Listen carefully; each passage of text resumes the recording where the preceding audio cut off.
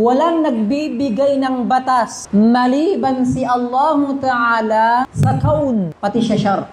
Pag sinabi mong kaun, ito yung the law of existence. Walang nagbibigay ng batas sa existence. Ang ibig sabihin ng existence, ito yung lahat ng nilalang. Langit, lupa, lahat. Existence yan, lahat ng nilalang. Walang nagbibigay ng batas yan maliban si Allah. Ano ang halimbawa ng batas ng nilalang ng existence na yan? O minsan tinatawag yan na natural law.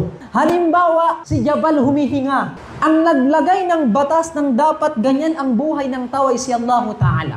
Ito yung batas na hindi mo pwedeng pigilan. Nga, Jabs, huwag kang huminga. Pwede mo pigilan, Jabs, yung paghinga mo? Hindi. Ang nagbigay ng batas na dapat kang huminga si Allah Ta'ala, ang tawag sa batas na ay kaunan. Kaun. The law of existence. So na dapat mangyari yan nang wala kang choice. Ay dapat mangyari talaga yan. Wala nagbibigay ng batas sa kaun dito sa lahat ng sanlibutan. Maliban lamang si Allah Ta'ala. Ikalawang uri ng batas, ito yung Sharia, yung Islam. Ito yung batas ng Islam na may pagpipilian ka. Pwede mong gawin, pwede hindi. Halimbawa, sino nag-utos sa atin na magsala, mag-fasting? Si Allah Ta'ala.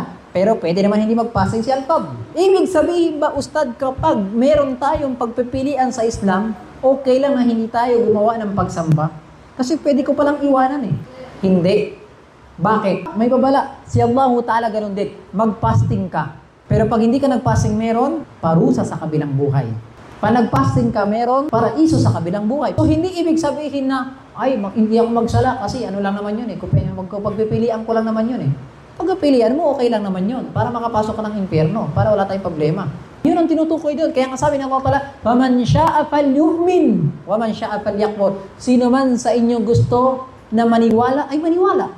Sino man hindi maniwala, sige, huwag kayo maniwala. Pero dinugtungan ni Allah Ta'ala ang ayat, "Inna a'tadna lidh-dhalimina naran ahata bihim suradiquha." Pero naghanda kami ng impyerno sa inyo. Ngayon, sasabihin ninyo, okay lang kahit di tayo mag-fasting? Kasi nga, okay lang naman. Hindi pagpipilian natin o hindi. So yun ang tinutukoy doon patungkol sa batas ni Allah Ta'ala. At yan ay nasa Quran. Sabi ni Allah Ta'ala patungkol sa batas, "Inil hukmu illa lillah." Wala nagbibigay ng batas maliban si Allah Ta'ala. At sabi ni Allah Ta'ala, "Wa makhtalaftum fi min shay."